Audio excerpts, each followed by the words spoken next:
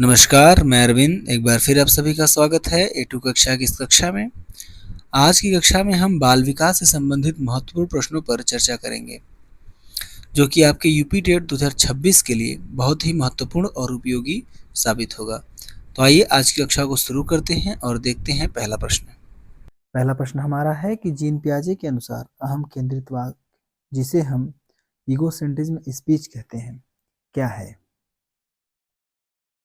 यह क्या है? बच्चा खुद से बात करता है ताकि वह अपनी सोच को दिशा दे सके। बच्चा मानता है कि दुनिया उसके चारों ओर घूमती है, या फिर बच्चा दूसरों के दृष्टिकोण को नहीं समझ पाता, या फिर उपरोक्त सभी सही हैं। तो जीन पियाजे के अनुसार जो अहम केंद्रित वाक्य, जिसे हम ईगोसेंट्रिज्म स्पीच कहते हैं, इसका मतलब होता है कि बच्चा जो खुद से बात करता है, यह जो अहम केंद्रित वाक्य की बात कर रहे हैं, जीन पियाजे के अनुसार दिया गया है, जिसमें हम कहते हैं कि बालक अपने स्वयं से बातचीत करता है, जिससे वह अपनी समस्याओं को, अपनी सोच को एक नई दिशा दे सके। तो ऑप्शन ए आपका बिल्कुल सही है। बच्चा खुद से बात करता है ताकि वह अपनी सोच को एक दिशा दे सके।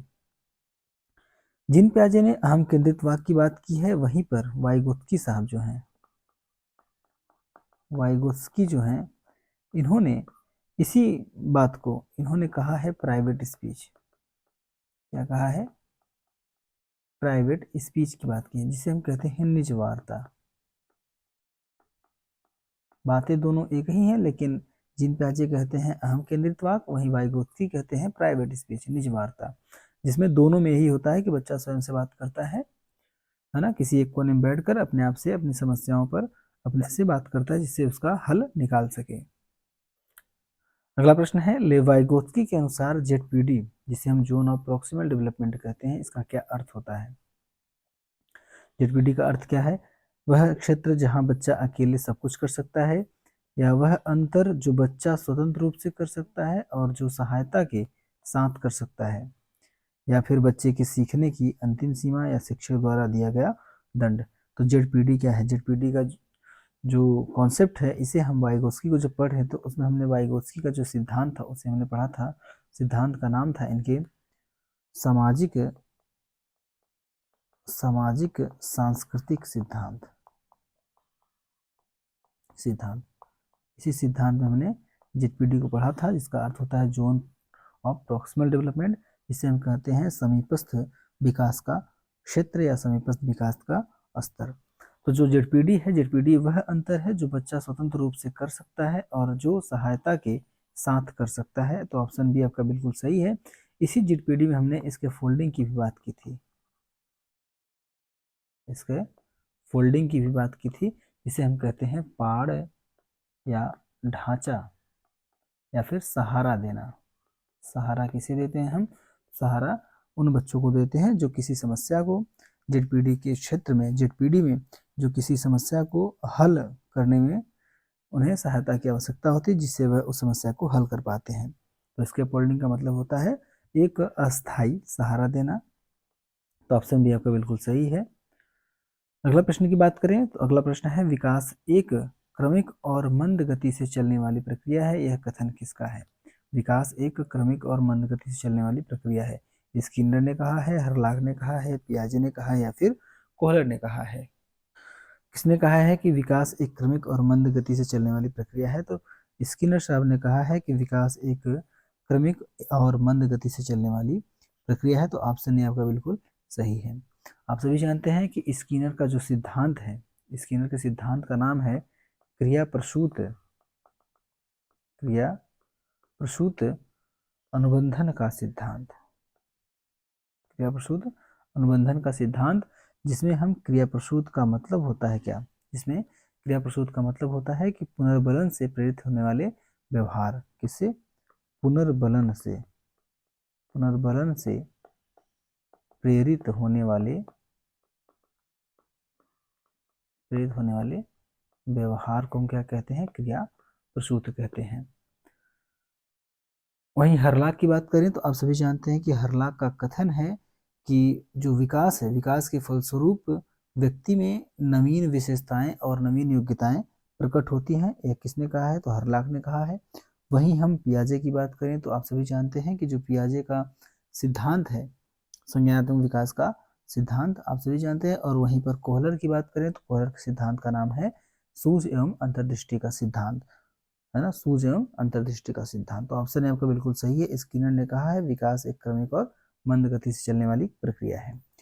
अगला प्रश्न है पियाजे के किस अवस्था में बच्चा अमूर्त तर्क, अब्स्ट्रैक्ट रीजनिंग या अब्स्ट्रैक्ट थिंकिंग या अब्स्ट्रैक्ट रीजनिंग करना शुरू कर देता है? किस अवस्था में करता है अमूर्त? जैसा कि नाम से ही पता चल रहा है अमूर्त चिंतन।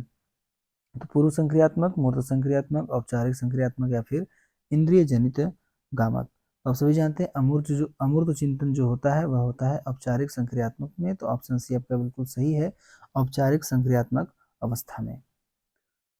वहीं अवस्था की बात करें तो जो पूर्व संक्रियात्मक अवस्था है यह आपका 2 से 7 वर्ष की अवस्था है। वहीं मूर्त संक्रियात्मक जो है यह 7 से 11 वर्ष की अवस्था है। वहीं औपचारिक संक्रियात्मक अवस्था जो है यह 11 वर्ष के बाद की अवस्था है। और इंद्रिय जनित जो गामक अवस्था है यह 0 से 2 वर्ष की अवस्था है। इसे हम संवेदी गामक अवस्था भी कहते हैं, संवेदी गामक अवस्था भी कहते हैं।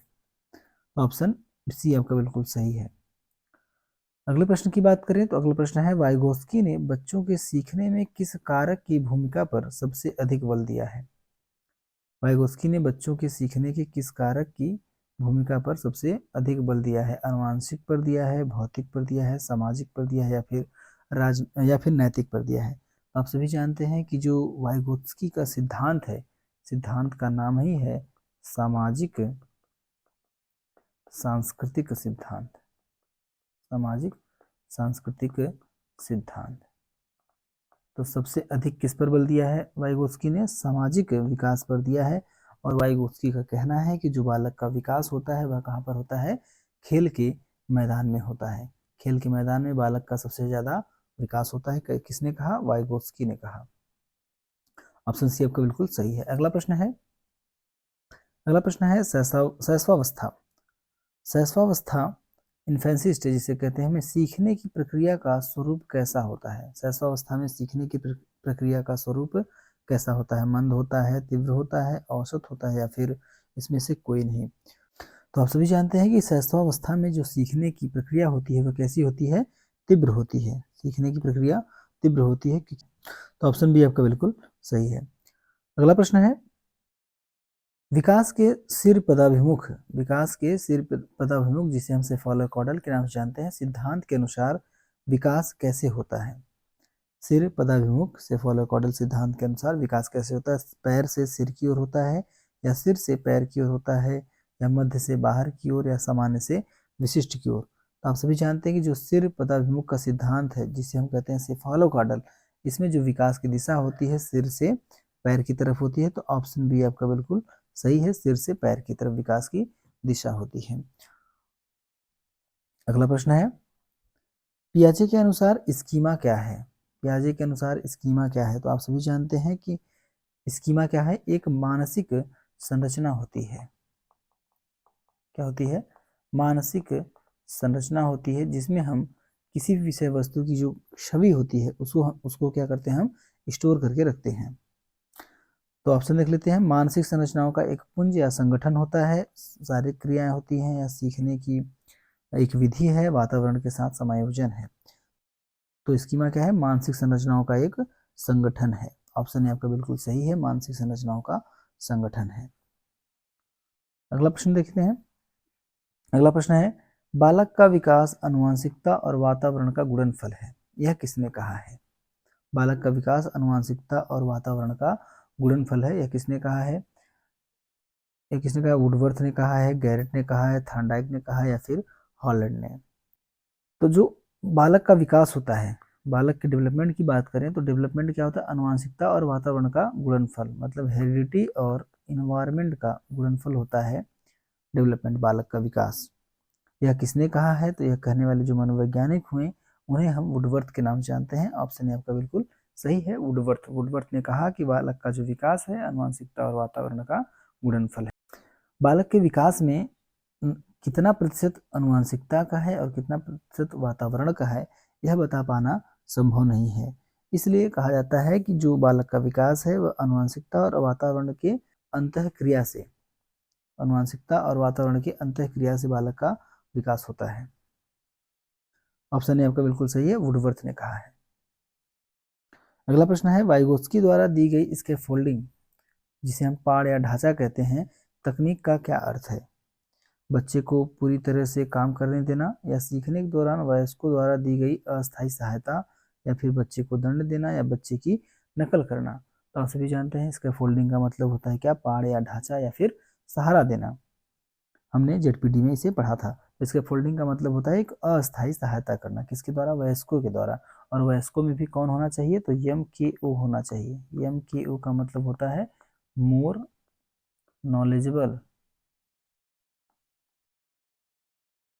मोर knowledgeable, knowledgeable other, more knowledgeable other, M K ओ।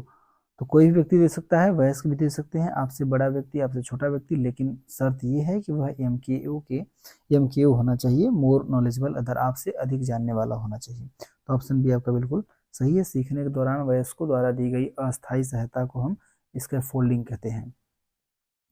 अस्थायी का मतलब ये होता है कि बालक को हम एक समय के लिए ही स्कैफोल्डिंग देते हैं, उसके बाद हम उसे सहायता देना बंद करते हैं, वह अपने आप से उस समस्या का समाधान कर लेता है। ऑप्शन बी बिल्कुल सही है। अगला प्रश्न है, संवेदी प्रेरक अवस्था, जिसे हम सेंसरी मोटर स्टेज कहते हैं, सेंसरी मोटर स्टेज कहते हैं, की अवधि क्या है? बहुत आसान सा सवाल है। 2 से 7 वर्ष की अवस्था होती है, जन्म से 2 वर्ष की होती है, या 7 से 11 वर्ष की, या फिर 11 से 15 वर्ष की होती है। तो जो संवेदी प्रेरक अवस्था है, इसकी अवधि जन्म से 2 वर्ष की होती है। तो ऑप्शन बी आपका बिल्कुल सही है, जन्म से 2 वर्ष। अगला प्रश्न है, पूर्व संक्रियात्मक अवस्था की मुख्य विशेषता क्या है? पूर्व संक्रियात्मक अवस्था की मुख्य विशेषता क्या है? तर्क का विकास, या जीववाद और पलटावली सोच का अभाव, या फिर संरक्षण की समझ, या फिर अमूर्त चिंतन। तो पूर्व संक्रियात्मक अवस्था की मुख्य विशेषता क्या है? जीववाद की भावना और पलटावली सोच का अभाव। पलटावली सोच का अभाव का मतलब इसे हम अपलटावली कह देते हैं, अपलटावली कह देते हैं, पलटावली सोच का अभाव। जीववाद की भावना क्या है? जीववाद की भावना का मतलब होता है कि जब बालक पूर्व संक्रियात्मक अवस्था में जब बालक होता है, तो उसके आसपास जितनी भी वस्तुएं होती हैं, कुर्सी, मेज, टेबल, फैन, जो भी चीजें हैं, उन सभी चीजों को वह क्या समझता है? सजीव समझता है। वह समझता है कि यह सभी चीजें क्या हैं? सजीव है, इन सभी में जान है। तो जब कभी भी बालक को उस वस्तु से चोट लगती है, तो जब तक आप देखेंगे कि जब तक वह आप उस वस्तु को नहीं मारेंगे, तब तक बालक शांत नहीं होता है। ऐसा क्यों होता है? क्योंकि बालक को लग रहा है कि जो भी वस्तुएं हैं, ये सभी क्या हैं? सजीव हैं, और इस वस्तु ने मुझे मारा है। तो इसे कहते हैं हम जीववाद की भावना, या एनिमिज्म कहते हैं। और पलटावली सोच का अभाव या फिर अपलटावली इसे कहते हैं। तो हमने जब पिछली क्लास की थी, उसमें मैंने एक एग्जाम्पल के माध्यम से समझा था कि जब जीन प्याजे साहब अपने बालक को स्कूल ले जा रहे थे, है ना, जब स्कूल ले जा रहे थे अपने घर से, उसे स्कूल ले जा रहे थे, तो उस दिन थोड़ा सा लेट कर देते हैं और उसे स्कूल अपने साथ अपने साइकिल पर लेकर जाते हैं, और जो रास्ता होता है उसे थोड़ा सा बदलने का प्रयास करते हैं। जब स्कूल ले जाकर छोड़ते हैं उसे, तो बोलते हैं कि जिस रास्ते से स्कूल आए हो उसी रास्ते से कहाँ जाना? घर आ जाना। यहाँ पर उनका जो बेटा होता है वो कहता है कि पिताजी, मैं घर से स्कूल आने का रास्ता जानता हूँ, लेकिन स्कूल से घर आने का रास्ता नहीं जानता हूँ। इसी को हमने कहा था क्या? अपलटावली। मतलब बालक उसी रास्ते से स्कूल जाते हैं, इस बात को समझ रहा है, लेकिन इस बात को नहीं समझ पा रहा है कि स्कूल से उसी रास्ते से घर भी आ जा सकता है। इसी को कहते हैं अपलटावली सोच, सॉरी, पलटावली सोच का अभाव या फिर अपलटावली। तो ऑप्शन बी आपका बिल्कुल सही है। मूर्त संक्रियात्मक अवस्था की जो मुख्य विशेषता है वह है जीववाद और पलटावली सोच का अभाव। अगला प्रश्न है, किशोरावस्था को तूफान और संघर्ष की अवस्था किसने कहा? किशोरावस्था को तूफान और संघर्ष की अवस्था किसने कहा? थॉर्नडाइक ने कहा है, स्टैनली हॉल ने कहा है, हर्लाग ने कहा है, या फिर रॉस ने कहा है? तो आप सभी ने इसे कई बार पढ़ा होगा। तूफान और संघर्ष की अवस्था, तूफान और तनाव की अवस्था, यह सब कहाँ होता है? किशोरावस्था में होता है। और जो कहने वाले व्यक्ति हैं, मनोवैज्ञानिक हैं, उन्हें हम किस नाम से जानते हैं? स्टैनली हॉल के नाम से जानते हैं। ऑप्शन बी आपका बिल्कुल सही है, स्टैनली हॉल। अगला प्रश्न है, विकास के समीप दूराभिमुख, जिसे हम प्रोक्सिमोडिस्टल सिद्धांत कहते हैं, का अर्थ क्या है? प्रोक्सिमोडिस्टल का अर्थ क्या है? समीप दूराभिमुख का। सिर से पैर की ओर विकास, या केंद्र से परिधि की ओर विकास या फिर सामान्य से सरल की ओर या फिर इनमें से कोई नहीं। तो समीप दूराभिमुख का अर्थ होता है कि केंद्र से बाहर की तरफ जो विकास की दिशा होगी वह सेंटर से आउटर की तरफ होगी, मध्य से सिराओं की तरफ होगी। तो ऑप्शन बी आपका बिल्कुल सही है। केंद्र से परिधि की ओर विकास की जो दिशा होती है उसे हम समीप दूराभिमुख सिद्धांत के नाम से जानते हैं। तो ऑप्शन बी आपका बिल्कुल सही है। अगला प्रश्न है, विकास एक सतत प्रक्रिया है, यह विकास के किस सिद्धांत से संबंधित है? विकास एक सतत प्रक्रिया है, विकास के सिद्धांत से संबंधित है, एकीकरण के सिद्धांत से है, निरंतरता के सिद्धांत से संबंधित है, व्यक्तिगत भिन्नता के सिद्धांत से संबंधित है, या फिर अंतः संबंध के सिद्धांत से है? तो विकास एक सतत प्रक्रिया है, यह किससे संबंधित है? निरंतरता के सिद्धांत से संबंधित है। ऑप्शन बी आपका बिल्कुल सही है कि विकास एक निरंतर चलने वाली प्रक्रिया है। किसी एक दिन में आपका विकास नहीं होगा, यह जीवन पर्यंत चलने वाली प्रक्रिया है। अगला प्रश्न है कि वाइगोत्स्की के अनुसार बच्चे स्वयं से क्यों बोलते हैं? वाइगोत्स्की के अनुसार बच्चे स्वयं से क्यों बोलते हैं? दूसरों का ध्यान खींचने के लिए, या अपने कार्य को दिशा देने के लिए, या फिर वे पागल होते हैं, या वे बहुत बातें करना पसंद करते हैं? तो वाइगोत्स्की के अनुसार बच्चे जो स्वयं से बात करते हैं उसे हम क्या कहते हैं? प्राइवेट स्पीच कहते हैं। क्या कहते हैं? प्राइवेट स्पीच कहते हैं। और जो जीन पियाजे ने कहा है उसे हम क्या कहते हैं? ईगोसेंट्रिज्म स्पीच कहते हैं। तो प्राइवेट स्पीच में क्या होता है कि बालक स्वयं से बात करता है, किस लिए? कि वह किसी भी अपनी समस्या पर बातचीत करता है और उस समस्या का समाधान ढूंढता है। तो अपने कार्य को एक सही दिशा देने के लिए स्वयं से बातचीत करता है। तो ऑप्शन बी आपका बिल्कुल सही है कि अपने कार्यों को दिशा देने के लिए, सेल्फ गाइडेंस के लिए बालक स्वयं से बात करता है। ऑप्शन बी आपका बिल्कुल सही है। अगला प्रश्न है, पियाजे के अनुसार आत्मसातीकरण एसिमिलेशन क्या है? पियाजे के अनुसार आत्मसातीकरण एसिमिलेशन क्या है? पुरानी जानकारी में नई जानकारी को जोड़ना, या पुरानी जानकारी को पूरी तरह बदल देना, या फिर जानकारी को भूल जाना, या फिर तर्क करना? तो आप सभी जानते हैं कि जो आत्मसातीकरण है, हमने पढ़ा था एडाप्शन को, एडाप्शन जिसे हम अनुकूलन कहते हैं। एडाप्शन में हमने दो चीजों को पढ़ा था, एक तो पढ़ा था एसिमिलेशन को पढ़ा था जिसे हम कहते हैं आत्मसातीकरण, और एक हमने पढ़ा था एकोमोडेशन जिसे हम कहते हैं समायोजन या फिर समविष्टीकरण भी बोल देते हैं। समविष्टीकरण, ये दोनों अलग अलग चीजें हैं। अब एसिमिलेशन में क्या होता है, आत्मसातीकरण में क्या होता है कि हम किसी भी सूचना को अपनी स्कीमा में, उसको हूबहू अपनी स्कीमा में जोड़ लेते हैं। कोई भी सूचना है उसे जैसा वह सूचना है उसी हिसाब से उसने स्कीमा में शामिल कर लेना क्या होता है? आत्मसाती। लेकिन जो सूचना है उस सूचना में थोड़ा सा फेरबदल कर दें, थोड़ा सा परिवर्तन कर दें, अपने हिसाब से कुछ और चीज़ें उसमें ऐड कर लें, तो उसे क्या कहते हैं? समायोजन।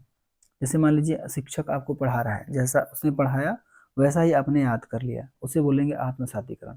लेकिन शिक्षक ने पढ़ाया, आपने उसमें कुछ और चीज़ें जोड़ दी, उस जानकारी में कुछ और चीज़ें जोड़कर अपनी स्कीमा में शामिल कर लिए, तो उसे बोलते हैं समायोजन, समष्टिकरण कहते हैं। तो ऑप्शन आपका बिल्कुल सही है, आत्मसातीकरण। अगला प्रश्न है, 7 से 11 वर्ष की अवस्था को पियाजे ने क्या नाम दिया है? 7 से 11 वर्ष की अवस्था को पियाजे ने क्या नाम दिया है भाई? पूर्व संक्रियात्मक अवस्था नाम दिया है, मूर्त संक्रियात्मक अवस्था नाम दिया है, औपचारिक संक्रियात्मक नाम दिया है, फिर संवेदी प्रेरक? तो आप सभी जानते हैं कि जो संवेदी प्रेरक है यह आपका 0 से 2 वर्ष की अवस्था है। वही औपचारिक संक्रियात्मक है, यह 11 वर्ष के बाद की अवस्था है। मूर्त संक्रियात्मक आपका 7 से 11 वर्ष की अवस्था है, और पूर्व संक्रियात्मक आपका 2 से 7 वर्ष की अवस्था है। अब 7 से 11 वर्ष की अवस्था कौन सी है? मूर्त संक्रियात्मक अवस्था है। तो ऑप्शन बी आपका बिल्कुल सही है, बिल्कुल सही है।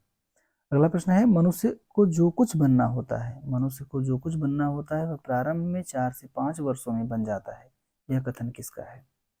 मनुष्य को जो कुछ बनना होता है वह प्रारंभ के 4 से 5 वर्षों में बन जाता है, यह कथन किसका है? फ्रायड का है, एडलर का है, वाटसन का है, या फिर क्रू एवं क्रू का है?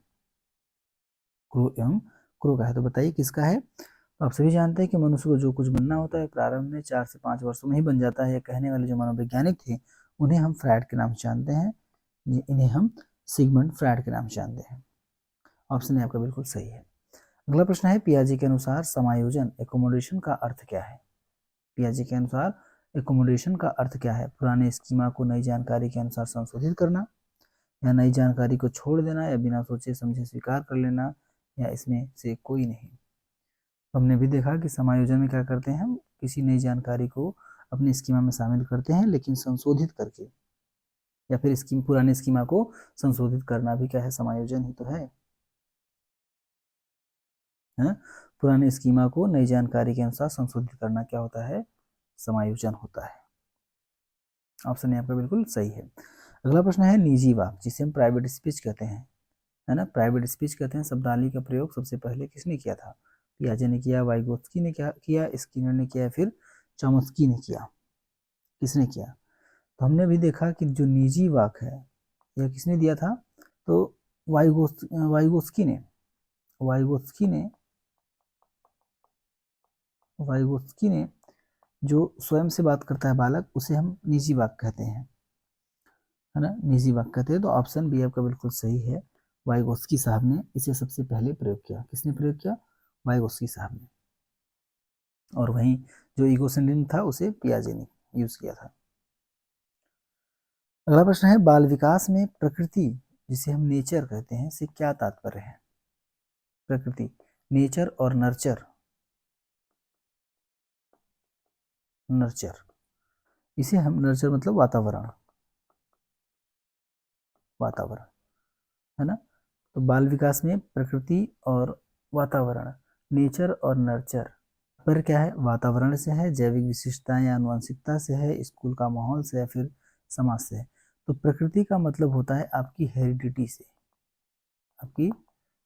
से, और वही वातावरण का मतलब आपका होता है किससे? इन्वायरमेंट से, वातावरण, है ना। तो प्रकृति का हेरिडिटी से और नर्चर का इन्वायरमेंट, वातावरण से। तो प्रकृति का तात्पर्य क्या है? जैविक विशिष्टताएं या फिर आनुवंशिकता से संबंधित है। ऑप्शन बी आपका बिल्कुल सही है। इन्हीं दोनों से आपका बालक का क्या होता है? विकास होता है। हमने भी देखा था ना कि D is equal to H into E, इन्हीं दोनों की अंतः क्रिया से, मतलब इन्वायरमेंट और हेरिडिटी, इन दोनों के अंतः क्रिया से ही बालक का विकास होता है। तो ऑप्शन बी आपका बिल्कुल सही है। अगला प्रश्न है विकास और वृद्धि में मुख्य अंतर क्या है? विकास और वृद्धि में मुख्य अंतर क्या है? विकास क्या है और वृद्धि क्या है? देखिए, विकास केवल शारीरिक होता है, वृद्धि मात्रात्मक है, जबकि विकास गुणात्मक और मात्रात्मक दोनों है। वहीं वृद्धि जीवन भर चलती है, इसमें कोई अंतर नहीं है। तो क्या अंतर है? वृद्धि जो होता है यह मात्रात्मक होता है, वहीं जो विकास होता है यह गुणात्मक होता है, और यहीं पर इस बात को भी समझ लें कि जो वृद्धि है यह विकास में समाहित है, इसलिए गुणात्मक और मात्रात्मक दोनों है ना। विकास गुणात्मक और मात्रात्मक दोनों है। तो ऑप्शन बी आपका बिल्कुल सही, वृद्धि मात्रात्मक है जबकि विकास गुणात्मक और मात्रात्मक दोनों है। ऑप्शन बी बिल्कुल सही है। अगला प्रश्न है कोहलबर्ग और पियाजे के सिद्धांतों में मुख्य समानता क्या है? कोहलबर्ग और पियाजे के सिद्धांतों में दोनों ने विकास को चरणों में बांटा है, दोनों ने केवल सामाजिक प्रभाव को माना है, दोनों ने भाषा को महत्व दिया है, या इनमें से कोई नहीं। कोहलबर्ग और पियाजे के सिद्धांत में मुख्य समानता क्या है? तो आप सभी जानते हैं कि दोनों ने अपने सिद्धांतों को चरणों में बांटा हुआ है, स्टेजेस में बांटा हुआ है। तो ऑप्शन ए आपका बिल्कुल सही है। पियाजे के सिद्धांत का नाम आप सभी जानते हैं, पियाजे के सिद्धांत का नाम क्या है? संज्ञानात्मक विकास का सिद्धांत। वहीं कोहलबर्ग के सिद्धांत का नाम है नैतिक विकास का सिद्धांत। क्या? नैतिक विकास का सिद्धांत कोहलबर्ग का है, और कोहलर का है अंतर्दृष्टि एवं सोच का सिद्धांत। ऑप्शन ए आपका बिल्कुल सही है। अगला प्रश्न है खिलौनों की आयु, टॉय एज किसे कहा जाता है? पूर्व बाल्यावस्था कहते हैं, उत्तर बाल्यावस्था कहते हैं, शैशवावस्था कहते हैं, या फिर किशोरावस्था को कहते हैं? खिलौनों की आयु किसे कहते हैं, बताइए। तो जो खिलौनों की आयु है यह आप पूर्व बाल्यावस्था को कहते हैं। ऑप्शन ए आपका बिल्कुल सही, पूर्व बाल्यावस्था को खिलौनों की आयु कहा गया है। अगला प्रश्न है मुझे 1 दर्जन बच्चे दे दो। स्टेटमेंट है कि मुझे 1 दर्जन बच्चे दे दो, मैं उन्हें जैसा चाहूँ डॉक्टर, चोर, वकील, जो भी चाहूँ बना सकता हूँ। यह कथन किसने कहा है? वाटसन ने कहा है, स्किनर ने कहा है, पियाजे ने कहा है या फिर गार्नर ने कहा है? किसने कहा है कि मुझे 1 दर्जन बच्चे दे दो, मैं उसे जैसा चाहूँ डॉक्टर, चोर, वकील, इंजीनियर, साइंटिस्ट जो भी चाहूँ बना सकता हूँ।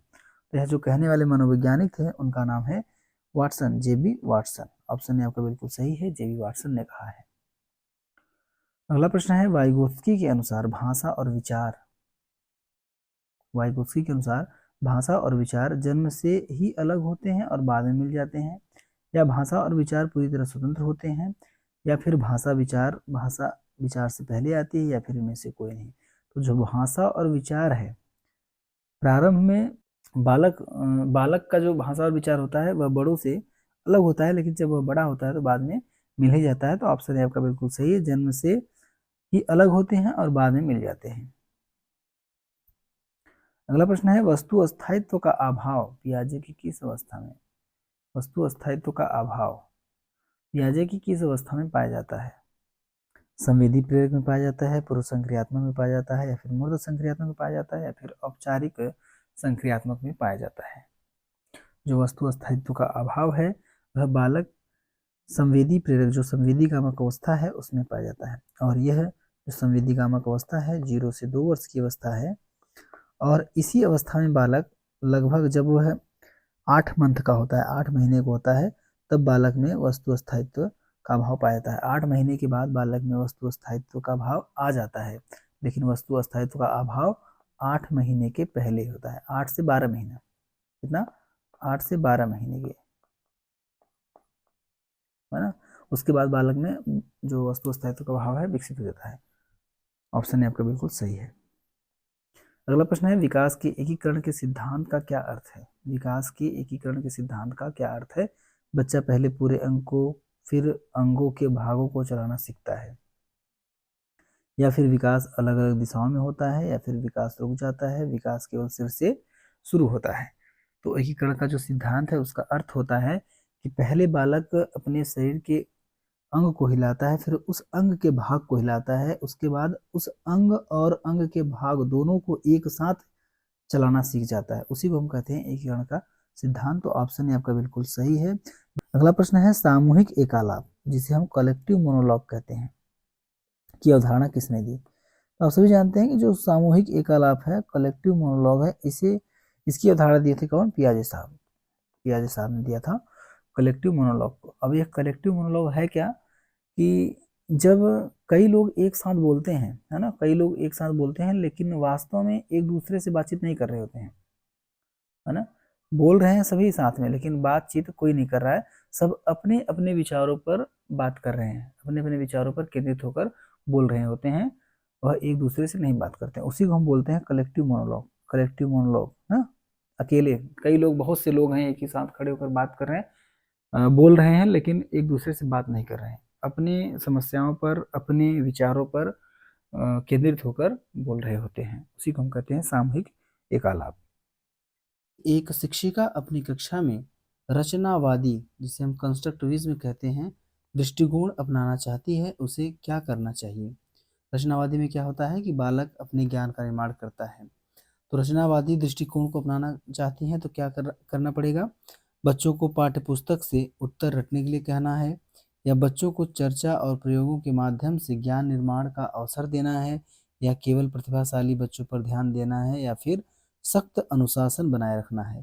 तो आप सभी जानते हैं कि रचनावादी का मतलब ये होता है कि बालक ज्ञान का निर्माण करेगा और बालक को आप ज्ञान का निर्माण करने का अवसर प्रदान करेंगे। तो ऑप्शन बी आपका बिल्कुल सही है, बच्चों को चर्चा और प्रयोगों के माध्यम से ज्ञान निर्माण का अवसर देना ही क्या है? रचनावादी है। ऑप्शन बी आपका बिल्कुल सही है। अगला प्रश्न है कि बच्चे नन्हे वैज्ञानिक हैं, बच्चे नन्हे वैज्ञानिक हैं जो संसार के बारे में अपने सिद्धांतों की रचना करते हैं, यह कथन किसका है? यह कथन किसका है कि बच्चे नन्हे वैज्ञानिक हैं जो संसार के बारे में अपने सिद्धांतों की रचना करते हैं? स्किनर का है, पावलाव का है, युंग का है, या फिर जीन पियाजे का है? तो आप सभी जानते हैं कि बच्चों को नन्हा वैज्ञानिक कहने वाले जो मनोवैज्ञानिक हैं उन्हें हम जीन पियाजे के नाम से जानते हैं। तो ऑप्शन डी आपका बिल्कुल सही है, जीन पियाजे। जीन जीन पियाजे के सिद्धांत की बात करें तो जीन पियाजे का जो सिद्धांत है उसे हम संज्ञानात्मक विकास के सिद्धांत के नाम से जानते हैं। किस नाम से जानते हैं? संज्ञानात्मक विकास का विकास का सिद्धांत किसका है? यह है आपका जीन पियाजे का। इस संज्ञानात्मक विकास के सिद्धांत को जीन पियाजे ने 4 चरणों में विभाजित किया हुआ है। 4 चरण कौन कौन से हैं? तो जो पहला चरण है उसे हम संवेदीगामक अवस्था कहते हैं। क्या कहते हैं? संवेदीगामक अवस्था कहते हैं, जिसे हम 0 से 2 वर्ष की। वही दूसरा जो है पूर्व संक्रियात्मक, दूसरी अवस्था है पूर्व संक्रियात्मक, जिसकी आयु है 2 से 7 वर्ष की। वहीं तीसरी जो अवस्था है वह है आपका मूर्त संक्रियात्मक। मूर्त संक्रियात्मक यह आपका 7 से 11 वर्ष की आयु, 7 से 11 वर्ष की आयु। और चौथा जो है आपका अमूर्त संक्रियात्मक, अमूर्त संक्रियात्मक यह आपका 11 वर्ष से ऊपर, 11 वर्ष से ऊपर की अवस्था है अमूर्त संक्रियात्मक। संवेदीगामक 0 से 2 वर्ष, पूर्व संक्रियात्मक 2 से 7 वर्ष, वहीं मूर्त संक्रियात्मक 7 से 11 और अमूर्त 11 से ऊपर। इन 4 चरणों में विभाजित किया है जीन पियाजे ने अपने संज्ञानात्मक विकास के सिद्धांत को। अगला प्रश्न देखते हैं। अगला प्रश्न है, ब्रूनर के संज्ञानात्मक विकास सिद्धांत के 3 चरण कौन से हैं? 3 चरण कौन है ब्रूनर के संज्ञानात्मक विकास के सिद्धांत के?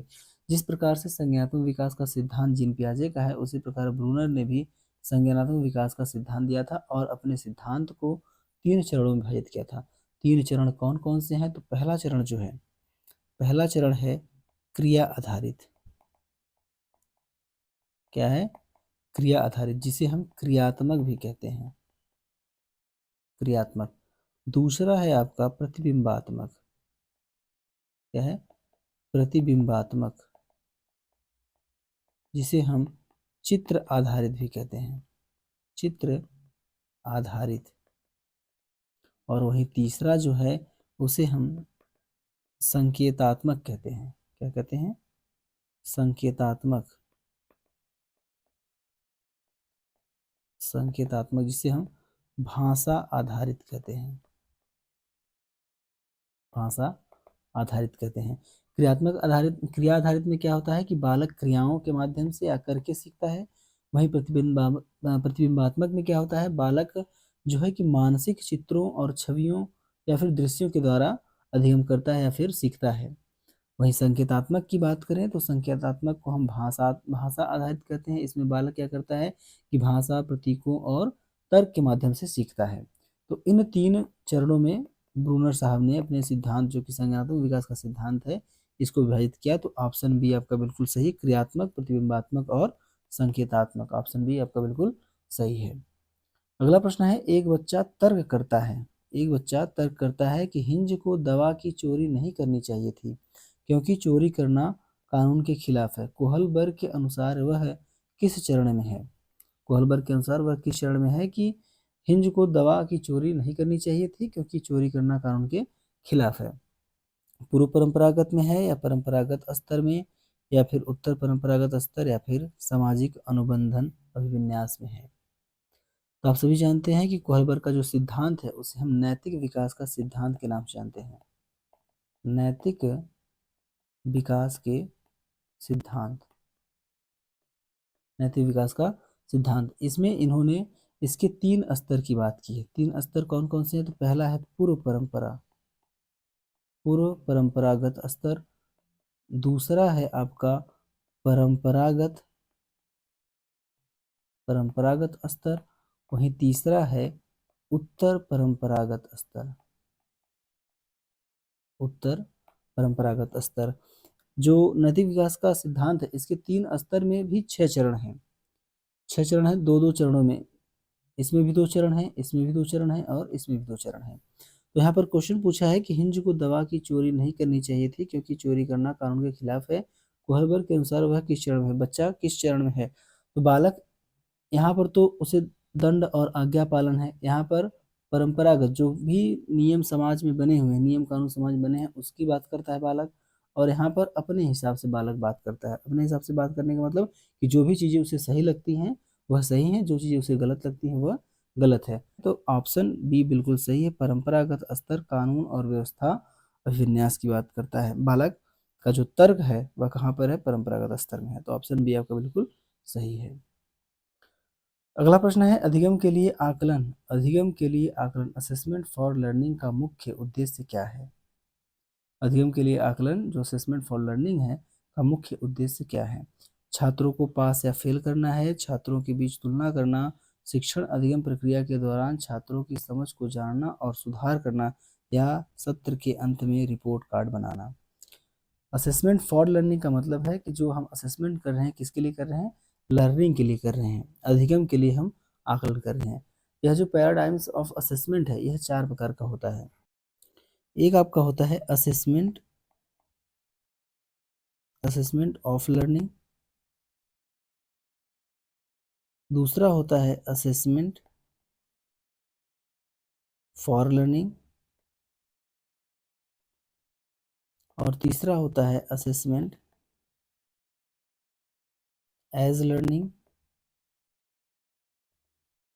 और चौथा होता है असेसमेंट इन लर्निंग। ये पैराडाइम्स ऑफ असेसमेंट है। यहाँ जो असेसमेंट ऑफ लर्निंग है यहाँ पर अधिगम का आकलन करते हैं।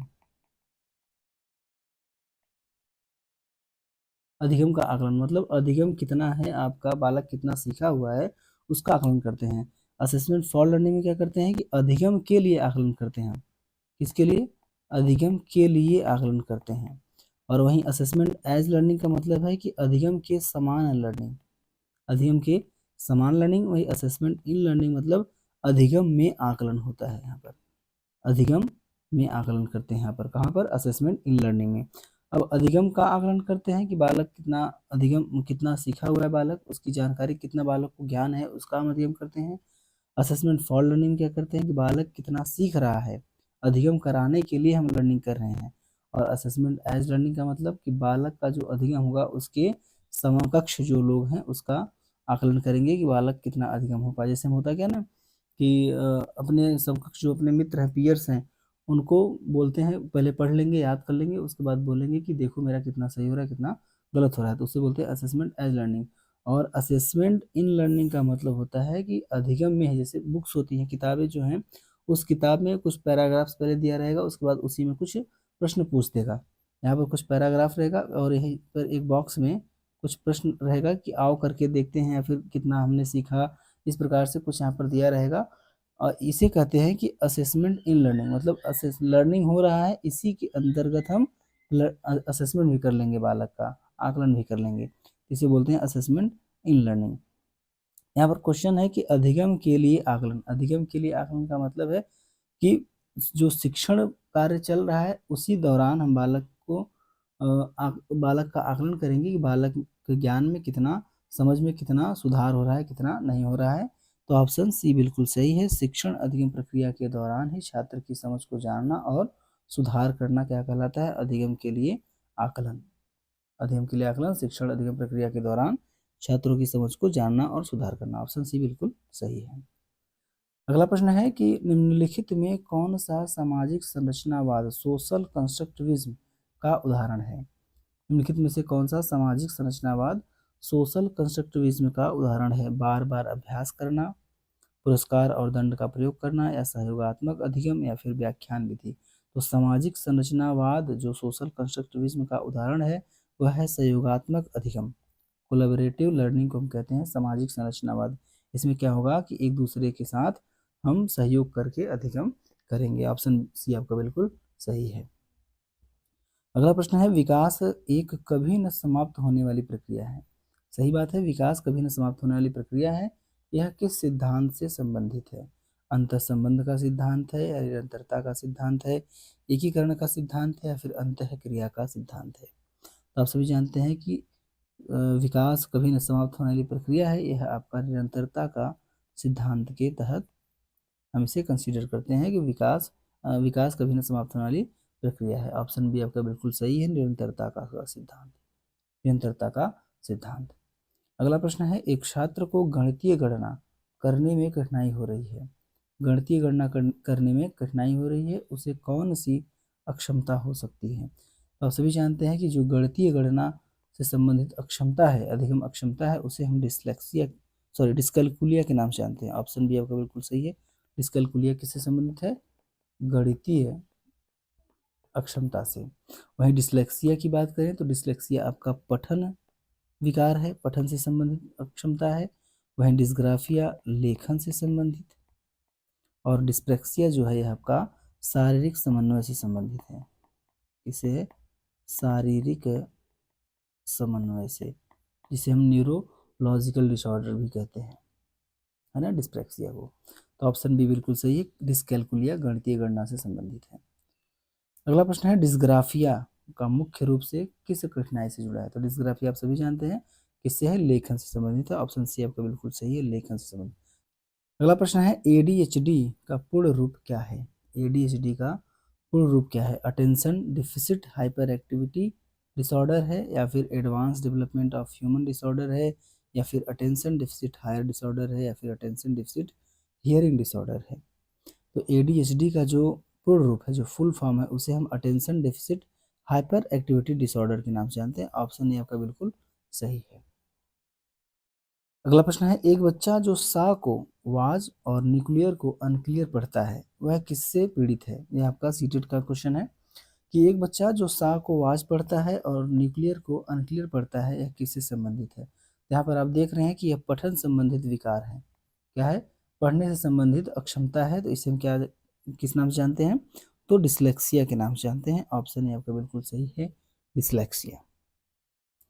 अगला प्रश्न है ब्लूम के वर्गीकरण, ब्लूम टेक्सोनॉमिक जिसे जिसे हम कहते हैं, के अनुसार संज्ञानात्मक क्षेत्र, जिसे कॉग्निटिव डोमेन्स कहते हैं, का सबसे निचला स्तर क्या है? सबसे निचला स्तर क्या है? तो ब्लूम टेक्सोनॉमी क्या है? ब्लूम टेक्सोनॉमी की बात करें, ब्लूम टेक्सोनॉमी, तो सबसे पहले जो ब्लूम टेक्सोनॉमी है यह 3 भाग में है। ब्लूम टेक्सोनॉमी के जो 3 क्षेत्र हैं, इसमें पहला क्या है? कॉग्निटिव डोमेन्स है, कॉग्निटिव डोमेन्स है। और दूसरा है आपका अफेक्टिव डोमेन्स, और तीसरा है आपका साइकोमोटर, तीसरा है आपका साइकोमोटर डोमेन्स। कॉग्निटिव डोमेन्स का मतलब संज्ञानात्मक क्षेत्र, संज्ञानात्मक क्षेत्र, और अफेक्टिव डोमेन्स का मतलब है आपका भावात्मक क्षेत्र, और साइकोमोटर का मतलब क्रियात्मक क्षेत्र, क्रियात्मक क्षेत्र। तो पूछा है कि इस कॉग्निटिव जो संज्ञानात्मक क्षेत्र है इसका सबसे निचला स्तर क्या है? तो सबसे पहले ये जानिए कि कॉग्निटिव डोमेन्स के जो स्तर हैं, यह कितने स्तर है? इसमें 6 स्तर हैं। 6 स्तर में को भी हम 2 भागों में बांटते हैं, एक लोअर लेवल है और एक हायर लेवल है, एक हायर लेवल है, एक लोअर लेवल और एक हायर लेवल। एक निम्न स्तर है तो एक उच्च स्तर है। अब इस निम्न स्तर में भी 3 स्तर हैं, जिसमें पहला आपका है नॉलेज, नॉलेज मतलब ज्ञान, मतलब ज्ञान। दूसरा जो है उसे हम कहते हैं कॉम्प्रिहेंशन, कॉम्प्रिहेंशन मतलब अवबोध, अवबोध। और तीसरा स्तर जो है उसे कहते हैं एप्लीकेशन, उसे कहते हैं एप्लीकेशन मतलब ज्ञानोपयोग। क्या कहते हैं? ज्ञानोपयोग। यहाँ पर पूछा है कि सबसे निचला स्तर क्या है? सबसे निचला स्तर क्या होगा? तो सबसे निचला स्तर होगा ज्ञान, जिसे हम कहते हैं नॉलेज। सबसे निचला स्तर क्या है? नॉलेज, उसके बाद कंप्रीहेंशन, उसके बाद फिर एप्लीकेशन। क्या है? एप्लीकेशन, ज्ञान उपयोग। पहले बालक क्या करेगा? ज्ञान ग्रहण करेगा, है ना, फिर अवबोध मतलब समझ विकसित करेगा, फिर जितना भी ज्ञान और अवबोध जो हुआ है उसका उपयोग करेगा। वहीं पर जो हायर की बात करें, हायर में भी 3 है। हायर में 3 कौन कौन से हैं? इसमें जो चौथा हो जाएगा, चौथा आपका हो जाएगा एनालिसिस, एनालिसिस विश्लेषण। और पांचवा हो जाएगा इवोल्यूशन, इवोल्यूशन मूल्यांकन। और छठवां हो जाएगा आपका सिंथेसिस, संश्लेषण, है ना, संश्लेषण। तो जो पूछा है क्वेश्चन कि कॉग्निटिव डोमेन्स का सबसे निचला स्तर क्या है, तो सबसे निचला स्तर है ज्ञान आपका। तो ऑप्शन सी बिल्कुल सही है, ज्ञान, नॉलेज, रिमेम्बरिंग, है ना। ऑप्शन सी बिल्कुल सही है। अगला प्रश्न है, बच्चा अपनी मर्जी से पेंटिंग करता है क्योंकि उसे इसमें मजा आता है। यह किस प्रकार की प्रेरणा है? बच्चा अपनी मर्जी से पेंटिंग करता है क्योंकि उसे इसमें मजा आता है। यह किस प्रकार का प्रेरणा? जब उसे मजा आ रहा है तो यह इंटरनल होगा, और जब उसे करवाया जाएगा तो एक्सटर्नल होगा। तो मजा आ रहा है तो आंतरिक है, ऑप्शन ए बिल्कुल सही है ना, इंट्रिंसिक है। और जब इसे करवाया जाएगा, जैसे अगर एग्जाम में इसे पास होना है, तो पास होने के लिए अगर यह कर रहा है, उसको मजा नहीं आ रहा है, तो वह क्या है? बाह्य प्रेरणा है ना, एक्सट्रिंसिक मोटिवेशन। तो ऑप्शन ए आपका बिल्कुल सही है। अगला प्रश्न है, बाह्य प्रेरणा एक्सट्रिंसिक मोटिवेशन का उदाहरण है। जिज्ञासा के कारण सीखना, या तो इंटरनल हो गया, इंट्रिंसिक हो गया, इंट्रिंसिक हो गया। पुरस्कार पाने के लिए होमवर्क, यह होगा आपका बाह्य, है ना, यह आपका बाह्य प्रेरणा है। आत्मसंतुष्टि के लिए भी इंट्रिंसिक है, समस्या सुलझाने में रुचि, यह भी इंट्रिंसिक है। तो ऑप्शन बी बिल्कुल सही है, पुरस्कार पाने के लिए होमवर्क करना, यह बाह्य प्रेरणा, क्योंकि पुरस्कार क्या है? एक बाहरी प्रेरणा के रूप में काम कर रहा है। उस पुरस्कार को पाने के लिए वह होमवर्क को कर रहा है, उसको करने में कोई मजा नहीं आ रहा है। तो ऑप्शन बी बिल्कुल सही है। अगला प्रश्न है, सीखने के वक्र, लर्निंग जो कर्व है, में नतोदर कनकेव जो है वक्र क्या दर्शाता है? कनकेव क्या दर्शाता है? तो जो आपका अधिगम है, अधिगम का जो वक्र है, यह आपका जो वक्र है सीखने का, या अधिगम का जो वक्र है, यह कितने हैं? 4 वक्र है। जिसमें पहला है आपका, पहला क्या है? नतोदर, नतोदर जिसे हम क्या कहते हैं? धनात्मक अधिगम वक्र, इसे हम धनात्मक अधिगम वक्र कहते हैं। धनात्मक अधिगम वक्र का मतलब यह होता है कि इसमें जो अधिगम की गति होती है, पहले धीमी होती है, पहले क्या होगी? पहले धीमी होगी, फिर बाद में क्या होगी? तीव्र हो जाएगी, बाद में तीव्र हो जाएगी, इसे हम नतोदर कहते हैं। वहीं जो दूसरा है अधिगम का वक्र, उसे हम कहते हैं उन्नतोदर, उसे हम उन्नतोदर कहते हैं, मतलब ऋणात्मक, ऋणात्मक। इसमें क्या होगा कि पहले जो अधिगम की गति होगी वह तीव्र होगी, बाद में धीमी हो जाएगी, पहले तीव्र होगी, बाद में धीमी हो जाएगी। वहीं तीसरा जो अधिगम है उसे कहते हैं समान अधिगम वक्र। समान अधिगम वक्र का मतलब कि इसमें जो अधिगम की गति होगी सब हमेशा सदैव एक समान गति से होती रहेगी। अच्छा, इनके जो ग्राफ बनते हैं, ग्राफ, इसका जो नतोदर है, इसका जो ग्राफ कुछ इस प्रकार से बनेगा। उनतोदर का जो ग्राफ होगा वह किस प्रकार से बनेगा आपका? वह इस प्रकार से बनेगा, मतलब पहले तीव्र फिर मंद हो जाएगा। और जो समान अधिगम का वक्र है, इसका ग्राफ एकदम बिल्कुल सीधा, सीधा होते हुए बिल्कुल बिल्कुल जाएगा। और जो चौथा है, जिसे हम कहते हैं यस आकारीय, यस आकारी अधिगम वक्र, इसमें क्या होगा? पहले जो गति होगी अधिगम की, पहले धीमी होगी, फिर तीव्र होगी, फिर धीमी होगी, फिर तीव्र होगी, इस प्रकार से होता जाएगा। और जो इसका अधिगम का वक्र होगा कुछ इस प्रकार से होता जाएगा, मतलब पहले धीमी तेज, धीमी तेज, धीमी तेज होते हुए आगे की तरफ चली जाएगी। तो ये अधिगम के 4 वक्र हैं, जिसमें नतोदर, उन्नतोदर, समान और यस आकारी। तो पूछा है कि सीखने के वक्र में नतोदर वक्र क्या दर्शाता है? तो नतोदर क्या दर्शाएगा? नतोदर पहले धीमी और बाद में तेज। तो ऑप्शन ए आपका बिल्कुल सही है, पहले शुरुआत में धीमी गति होगी और बाद में तेज गति होगी अधिगम की। ऑप्शन ए बिल्कुल सही है। अगला प्रश्न है, गैने के अधिगम सोपान की, हायरार्की ऑफ लर्निंग में सबसे उच्च स्तर का अधिगम कौन सा है? गैने के अधिगम सोपानिकी में सबसे उच्च स्तर का अधिगम कौन है? संकेत अधिगम है, शाब्दिक साहचर्य अधिगम है, समस्या समाधान अधिगम है, या फिर नियम अधिगम है, या फिर नियम अधिगम है? तो रॉबर्ट गैने का जो अधिगम सोपानिकी है, उसके जो सोपान है वह कितने हैं? 8 हैं। कितने हैं? 8 हैं। और उन 8 की बात करें तो पहला जो है आपका सांकेतिक है, सांकेतिक अधिगम है। फिर दूसरा जो है उद्दीपन अनुक्रिया, उद्दीपन अनुक्रिया। तीसरा जो है आपका सरल श्रृंखला, सरल श्रृंखला। चौथा है जो आपका शाब्दिक साहचर्य,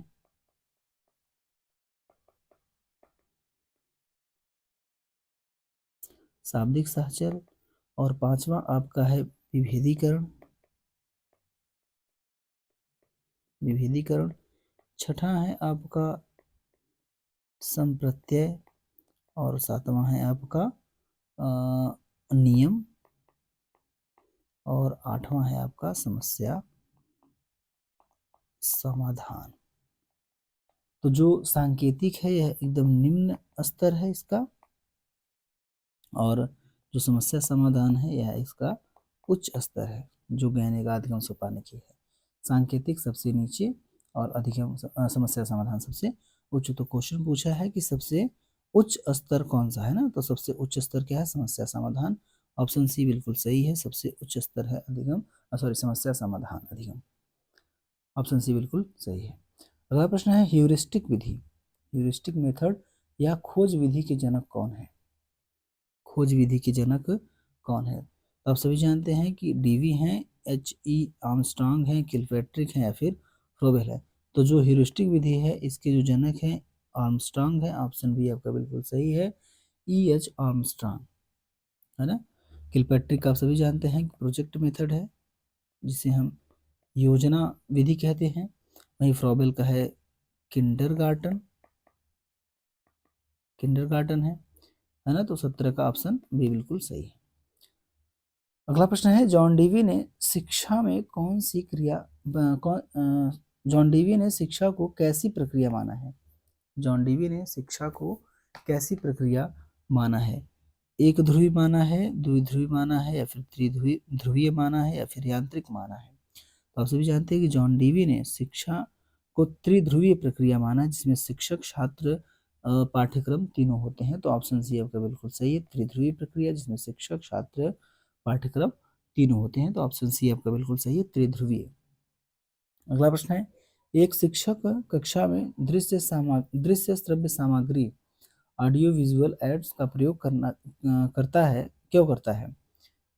दृश्य श्रव्य सामग्री का प्रयोग क्यों करता है, समय बिताने के लिए करता है, या प्रचार को खुश करने के लिए करता है, या अधिगम को रोचक और प्रभावी बनाने के लिए ताकि अधिकतम इंद्रियों का उपयोग हो, या फिर कमजोर छात्रों को शांत रखने के लिए। तो जो दृश्य सामग्री का यूज कर रहा है शिक्षक अपनी कक्षा में, वह अधिगम को रोचक और प्रभावी बनाने के लिए करता है, जिससे अधिकतम इंद्रियों का उपयोग हो सके। तो ऑप्शन सी आपका बिल्कुल सही है, ऑप्शन सी बिल्कुल सही है। अगला प्रश्न है यदि कोई बच्चा कक्षा में गलत उत्तर देता है तो शिक्षक को क्या करना चाहिए। यदि कोई बच्चा कक्षा में गलत उत्तर देता है तो शिक्षक को क्या करना चाहिए, उसे डांटना चाहिए, उसे कक्षा से बाहर निकाल देना चाहिए, या उसे सही उत्तर तक पहुंचने के लिए संकेत देने चाहिए और प्रोत्साहित करना चाहिए, या फिर दूसरे बच्चों से सही उत्तर पूछ लेना चाहिए। तो अगर बालक कक्षा में गलत उत्तर देता है तो उसे डांटना नहीं चाहिए, उसे कक्षा से बाहर भी नहीं निकालना चाहिए, दूसरे बच्चों से सही उत्तर पूछ लेना भी नहीं चाहिए। उसे क्या करना चाहिए, उसे सही उत्तर तक पहुंचने के लिए संकेत देना चाहिए और उसके लिए उसे प्रोत्साहित करना चाहिए। तो ऑप्शन सी आपका बिल्कुल सही है यहाँ पर। अगला प्रश्न है अनुभव और प्रशिक्षण द्वारा व्यवहार में परिवर्तन ही अधिगम है, यह कथन किसका है।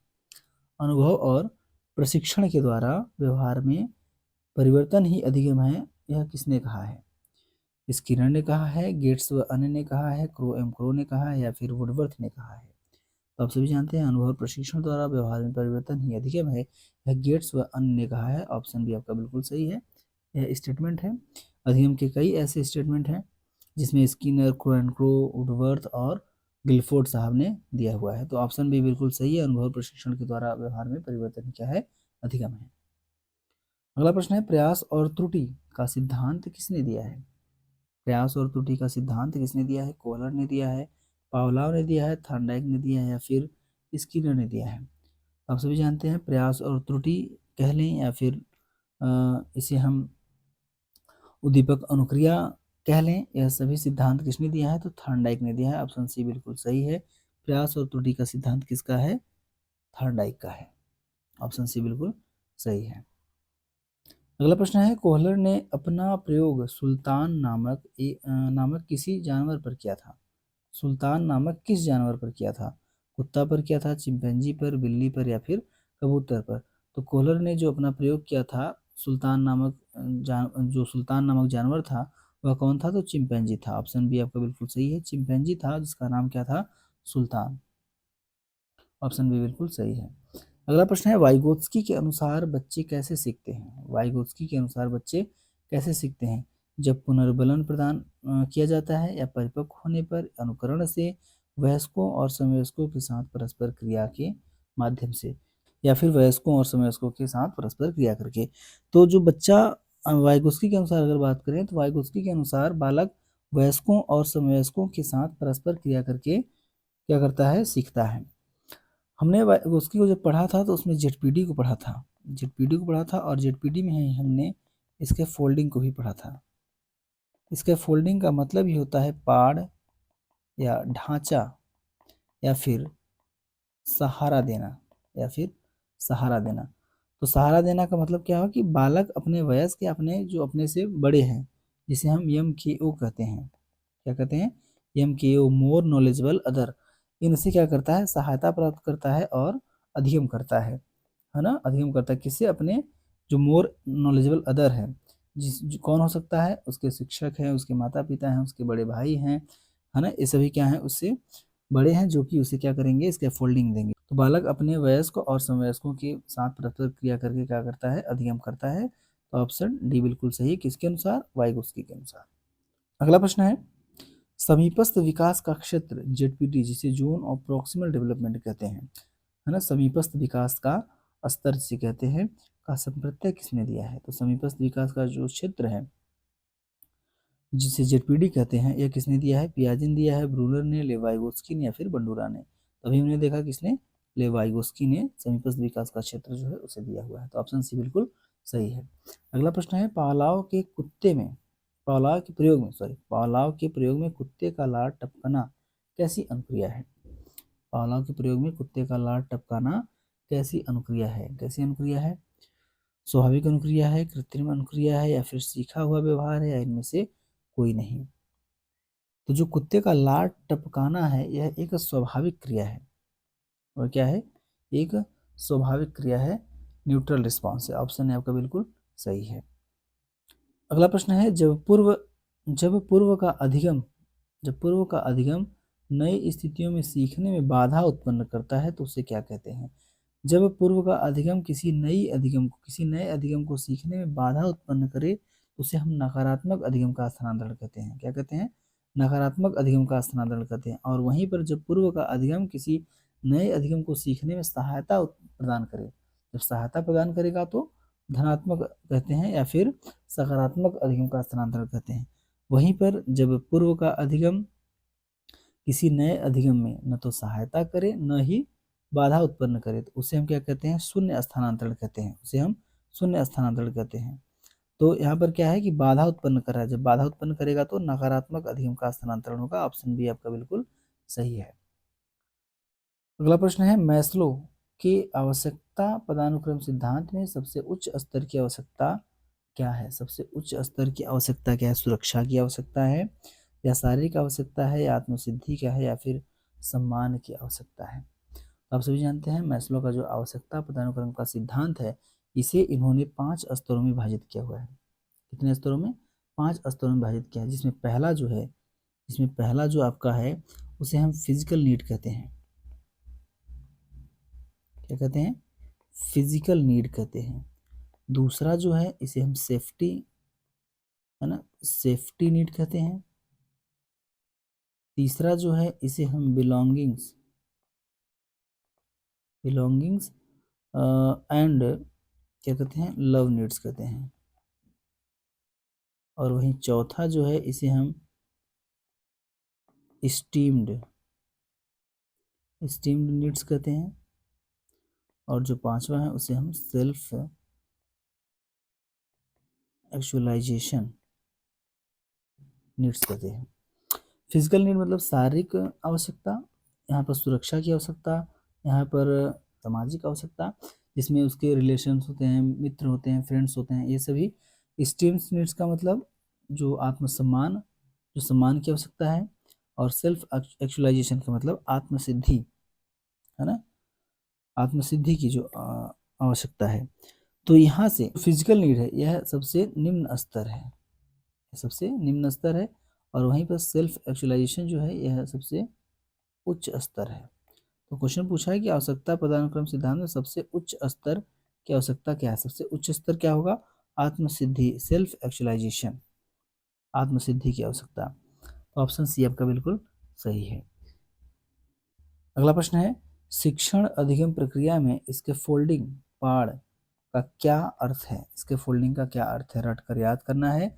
शिक्षार्थी को शुरुआत में अस्थायी सहयोग देना है, या गलतियों पर दंड देना है, या फिर समस्या को पूरी तरह से हल कर देना है।